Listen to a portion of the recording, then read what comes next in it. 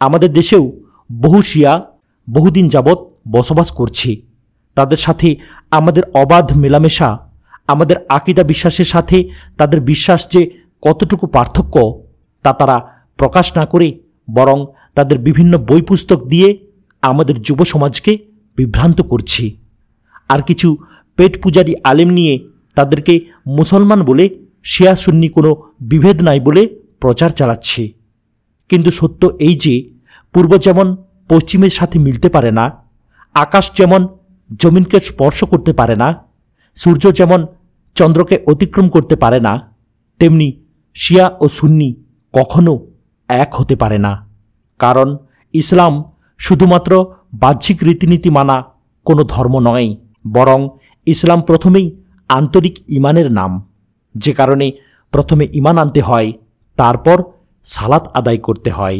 কোনো ব্যক্তি বাহ্যিক আচরণে যতই ইসলামী হোক না কেন, আন্তরিক ক্ষেত্রে যখন ইসলামী না হবে ততক্ষণ পর্যন্ত আমরা যদিও তাকে মুসলিম বলে মনে করি, কিন্তু আল্লাহর দরবারে সে কখনো মুসলিম বলে গৃহীত হবে না।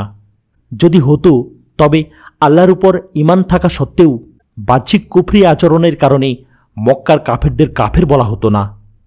যদি আমরা ইরানি মহিলাদের দিকে তাকাই তাহলে তাদের বাহ্যিক আচরণে ও পুরুষদের ইসলামী জজবার সংবাদ শুনে মনে করতে পারি যে একমাত্র ইরানিদের মধ্যেই প্রকৃত ইসলামী জজবা রয়েছে। কিন্তু তাদের মহিলাদের জন্য কি বিভৎস রীতি সমাজে প্রচলিত রয়েছে তা কিন্তু আমরা জানি না।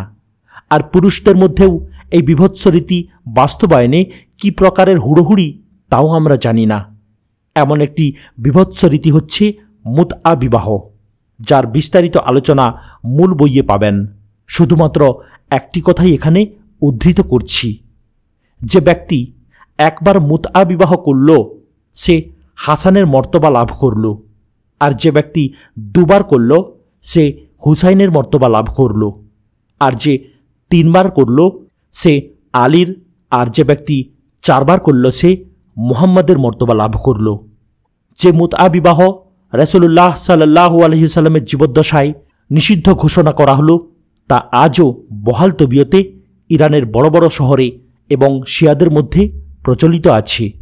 প্রত্যেক মুসলিম মাত্রই স্বীকার করবেন সবচেয়ে পবিত্র স্থান হচ্ছে কাবা। তা প্রত্যেক মুসলিমের কিবলা, যেখানে মুখ করে সে তার সলাত আদায় করে থাকে। কিন্তু যদি কোনো গোত্র বা জাতি নিজেদের মুসলিম দাবি করে আর বলে যে কাবার চেয়ে কারবালা উত্তম, তাহলে তাদের কি বলবেন?